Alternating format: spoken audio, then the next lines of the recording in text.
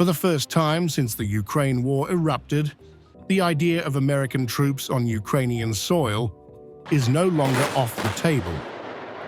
As peace negotiations intensify, Western leaders are now openly discussing post-ceasefire security guarantees, and Moscow is watching closely.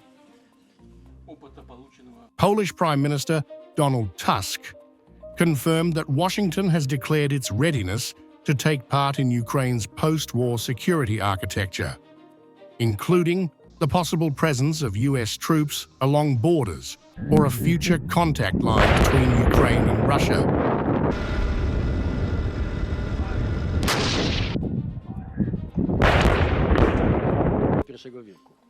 What has been the key effect of the last few days is the US declaration, and this is, of course, something new. Some were even surprised. The US declaration on the readiness of the United States to participate in the security guarantees for Ukraine after the ceasefire, including the presence of the US troops, for example, on the border or on the contact line between Ukraine and Russia. That signal from the West has triggered an immediate and sharp response from Moscow. Russia is accusing NATO and the European Union of using peace talk language to mask preparations for military confrontation.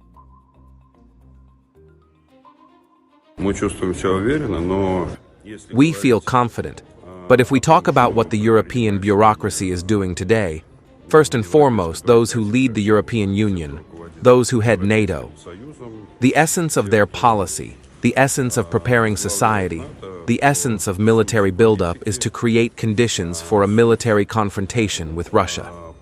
Unfortunately, this is the reality.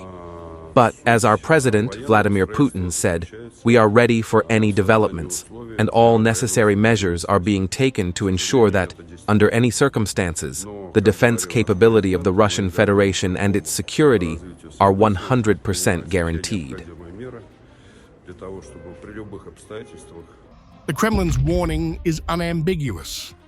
What NATO describes as deterrence and security guarantees, Moscow frames as deliberate escalation, with Russia claiming it is already preparing for worst-case scenarios.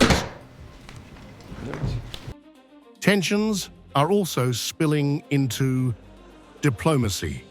The European Union is set to impose new movement restrictions on Russian diplomats across the Schengen zone, a move Moscow says will not go unanswered.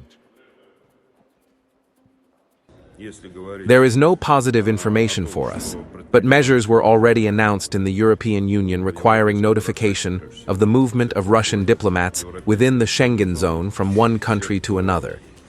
They will come into force on January 25th. All aspects of how this will be implemented are not yet clear, but on the other hand, we are taking reciprocal steps based on the principles of reciprocity. The warning from Moscow is clear.